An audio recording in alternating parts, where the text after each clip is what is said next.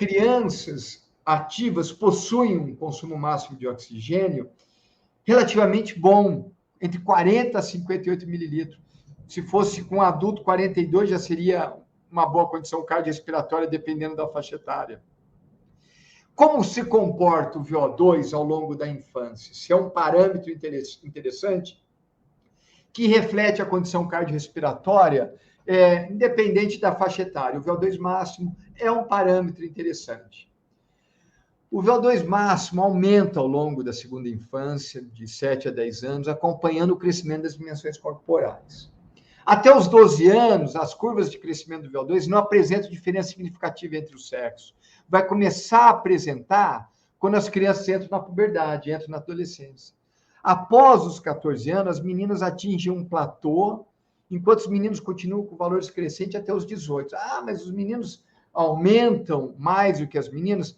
Os meninos apresentam um consumo máximo de oxigênio ao final da puberdade maior, mas não é que tem mais tempo de desenvolvimento, na minha percepção. Meninas começam mais cedo e terminam mais cedo.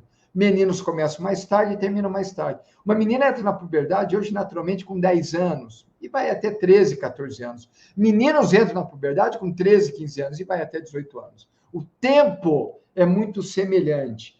O momento é diferente, né? A puberdade vai envolver entre 3, 4 anos, os meninos mais tarde, as meninas mais cedo. Aí tem uma característica interessante entre gêneros quando entram na puberdade. Crianças não precisam ser separadas. Crianças são fisiologicamente idênticas.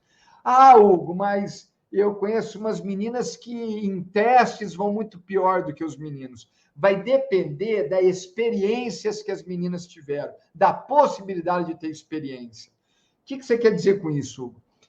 Eu tenho um filho que joga bem futebol, ele é bom. O outro puxou a mim, é péssimo, entendeu? Eles são gêmeos, mas bivitelinos. Um puxou a carga genética da mãe e o outro do pai. Então, quem puxou do pai é muito ruim no futebol. Quem puxou da mãe é bom no futebol, porque eu tenho que assumir que meu cunhado e meu sogro jogam bem futebol. E o meu filho sempre gostou de jogar futebol. Quando ele tinha 8, 9 anos, a gente estava numa praia em Santa Catarina, e tinha uma argentina que eu falei que é o Diego Maradona de saia. Deu canetinha no meu filho que é bom. Porque dar canetinha no meu filho que é ruim, como em mim, é fácil. Mas a menina deu canetinha no meu filho que é bom. Por quê? Porque ela tinha 8, 9 anos, como o meu filho, não tem diferença fisiológica, simplesmente ela teve as mesmas oportunidades que meu filho, e ela era tão boa no futebol como meu filho.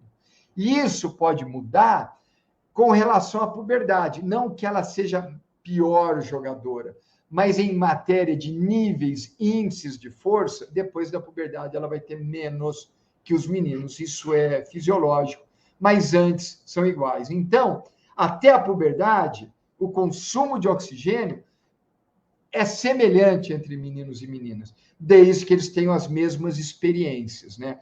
Se você cria uma menina equivocadamente, brincando de casinha, e o menino jogando futebol, é claro que ele vai ter vantagem sobre a menina. Mas se vocês derem a chance para tanto ele como ela jogarem futebol e dançarem balé, eles vão apresentar os mesmos resultados em matéria de habilidades motoras e em resultados fisiológicos. Mas quando entra na puberdade, a coisa muda mesmo. E por quê? No caso dos meninos, a puberdade provoca um aumento muito maior de testosterona, que provoca um ganho de massa magra maior e, consequentemente, um aumento maior de VO2, de consumo de oxigênio. No caso das meninas, por características sexuais, são os estrogênios que aumentam mais que a testosterona e estão mais relacionados ao aumento de massa gorda. Por isso que quando a menina entra na puberdade, estabiliza o VO2 ou pode até cair. E esse gráfico mostra bem isso. Esse primeiro gráfico mostra o comportamento do VO2 absoluto, ou seja, litros por minuto. Aqui não está dividido pelo peso. Então, quando eu meço o VO2 ao longo da infância e adolescência, sem levar em conta o ganho de peso, os meninos têm um aumento de consumo de oxigênio absoluto enorme. E as meninas também têm um aumento, só que menos pronunciado. Lembra que aqui eu não estou dividindo pelo peso. O valor absoluto tem esse gráfico aqui. Quando eu divido pelo peso, então aqui, aumenta o consumo de oxigênio, mas aumenta o peso também. Então, quando eu faço essa divisão, olha, dos 8 aos 18 anos, a curva nos meninos praticamente é uma reta. É muito semelhante. E nas meninas chega a cair. Por que que cai? Cai pelo seguinte motivo.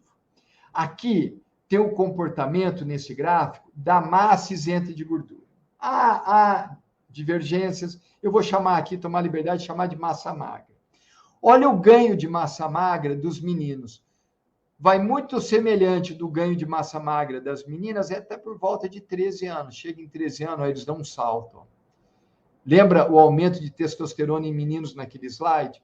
Dá um salto e as meninas estabilizam. Olha o salto que eles dão. Massa gorda, as meninas sempre têm um ganho maior do que os meninos. Isso explica esse comportamento de consumo de oxigênio, que é melhor nos meninos em valores relativos do que quando comparado com as meninas.